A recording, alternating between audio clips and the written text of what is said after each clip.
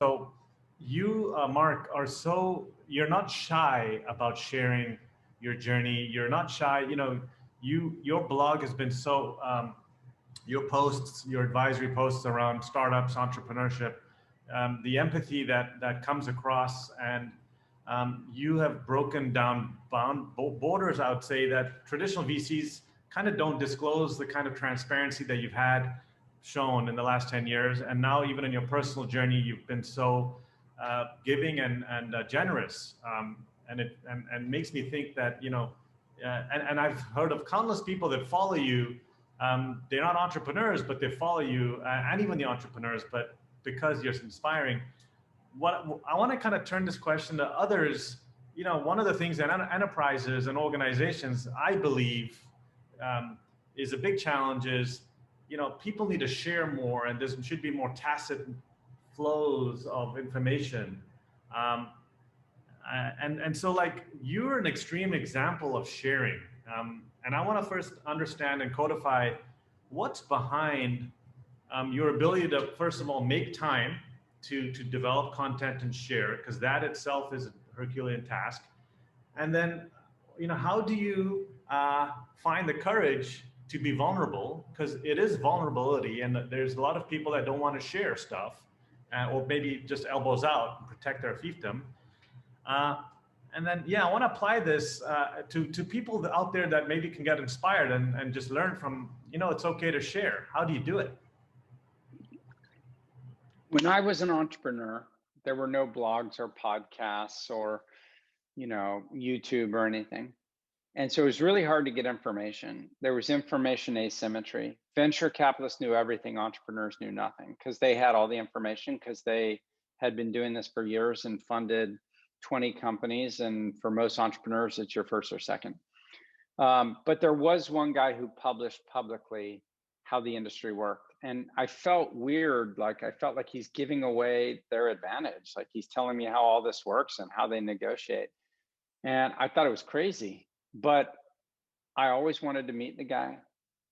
I always thought if I was raising money from someone, I wanted to raise from him. And his name was Brad Feld. And I later became friendly with him, and I've stayed friends with him for a long time. But I always thought to myself when I started as a VC, two thoughts. One is, if I was that attracted to working with Brad by him putting out information, then maybe that would work for me. And number two is, I was having all these conversations anyways, just in cafes one-on-one. And I thought, well, if I'm already giving people advice, whether it's good advice or bad advice, I might as well just put it out there, and then I could do one-to-many instead of one-to-one. I always advise people that, this idea of Malcolm Gladwell about 10,000 hours of doing something to become an expert. I bet if I went back and read my first 30 posts, I would cringe. But if you do something day in, day out, like exercise, like cooking, like music, it becomes a skill, and you improve just over time. And it happens because you put some stuff out and no one reads it. And then you put other stuff out, and all of a sudden people are passing it around and want to talk to you. And you start to think, gosh, what did I do there? And how do I do that again? And then you put some stuff out and you offend people. And that happened to me. And I thought, God, was that, I think I was right about what I said, but it made some people feel bad. Like, why did I do that? That made no sense. And I maybe lost a friend over it. But day in, day out, week in, week out, month in, month out of like publishing, I came to understand how to do it, and some days, even today, I'm really good. I put my post on weight loss that came earlier this month, got more than 1 million people who read it. And then sometimes I put stuff out and I'm like, God, why didn't more people like that? It's just idiosyncratic. But my advice to anyone who wants to put out content is, don't hold yourself accountable to perfection. Do smaller amounts of content on a more regular basis with frequency, and pay attention to what works and try to learn from it. And frankly, if you want to get better at it, ask people who do it also and say, what did you do and how did you improve? I like writing. I think writing is really good. I also like communicating, right? But writing in particular putting any idea out into the world requires you to first think about what you think. And most people think they know what they think. I'll say that again because it's confusing. Most people think that they know what they think, but you only find out what you think when you actually have to argue it. So they always say that you learn a lot by teaching people. When you have to get in front of a class and teach people, you're like, okay, what do I actually know?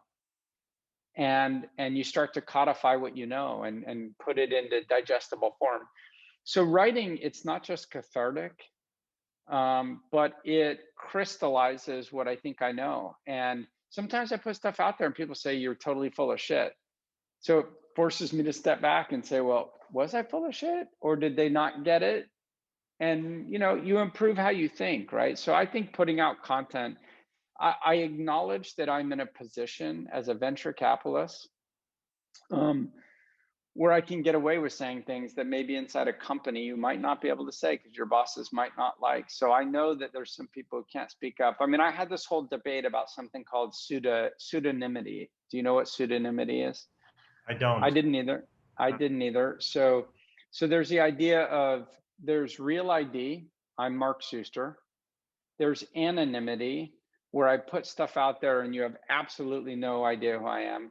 And pseudonymity is where I take on a public voice of a known name or character or somehow defining me. It might be avatar or whatever, but it's not, it's me and it's me, but you don't know who me is.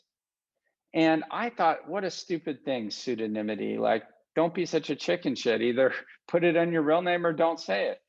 And then people started saying to me, look, there are vulnerable people. For example, if you're gay and you're in a society where it's not acceptable to be gay and you want to represent, how you feel being gay, that's one example. If you're Muslim in a society that's less tolerant of Muslim people, if you're Black, African American, let's say, and you want to take on a position and you think, for whatever reason, your argument won't be heard in the way you want it to be heard. Like, I just know that there are times where I take for granted my ability to speak my mind and understand that not everybody can, or that if they do, it may not be taken in the way they want it to be taken.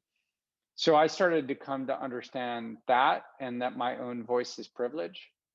But I'll just say one last thing, which is, I started writing many years ago about topics like depression, which I don't suffer from, but I had a friend and a guy I had back who committed suicide.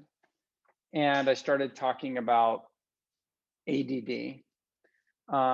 And the number of people who came up and said, I never thought about that, but once I did, I talked to a doctor and you changed my life. Over time, way more people thanked me for that kind of post than they did for telling people how cap tables work. And so that's why I started doing it. The more positive feedback I got that my voice could help somebody, maybe some people hate it, who cares? But if I could make a difference for some people that I've never even met, awesome. Yeah, it's that human connection, I think, is what you're calling out. Like, that Google Aristotle study where, they surveyed, okay, what makes engineers in Google the most productive? And one of the things that came out surprisingly was the notion of feeling psychologically safe. And they cited an example of a group sharing personal health issues, and that actually improving the morale and performance and productivity. So yeah, there's something to be said about like all that. And I think cultures maybe, various different cultures have different ways of exhibiting that. But yeah, it's fascinating. Yeah.